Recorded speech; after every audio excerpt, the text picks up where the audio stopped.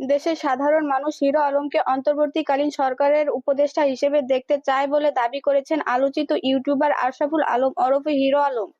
তিনি বলেছেন, এরকম বহু কথা বলছে ফোন করে। অফার আসলেই তো গ্রহণ করা সম্ভব না। উপদেষ্টা দিতে চাইলেও আমি নেব না। বুধবার ১৩ই নভেম্বর বার্তা সংস্থা ইউএনবির ইউটিউব চ্যানেলে প্রকাশিত এক সাক্ষাৎকারে এমনটাই দাবি করেন তিনি।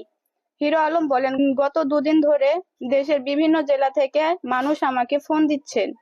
আমাকে নিয়ে পোস্টে করে বলা হচ্ছে যে মোস্তফা সরোয়ার ফারুকীর চেয়ে হিরো আলম অনেক ভালো আছে। ফারুকী যদি হতে পারে, হিরো আলম কি দোষ করলো?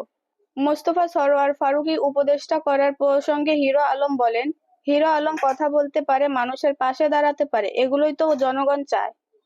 ফারুকী ভাই কি হিসেবে উপদেষ্টা হলেন? জনগণ কেন কথাটি তুলে ধরছে? ফারুকী ভাই কি ছাত্র আন্দোলনের সঙ্গে ছিলেন? ছিলেন না। দেশের জন্য তিনি কি কাজ করেছেন? তিনি নাটক সিনেমা নিয়ে ব্যস্ত আছেন।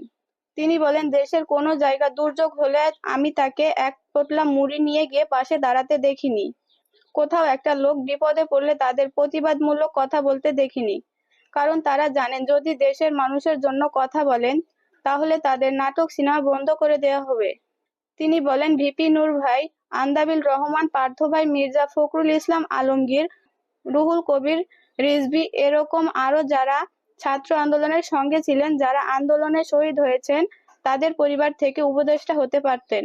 বাংলাদেশের রাজনীতির প্রসঙ্গে হিরো আলম বলেন, আজ ৫ বছরের জন্য আওয়ামী লীগ ক্ষমতায় আছে। আওয়ামী লীগ চলে গেলে বিএনপি ক্ষমতায় এসে আওয়ামী লীগকে পেটাচ্ছেন, না হলে জেলখানায় ভরছে।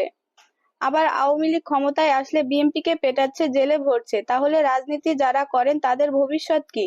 তাদের ভবিষ্যৎ অন্ধকার। বাংলাদেশের রাজনীতি বর্তমান নোংরা হয়ে গেছে।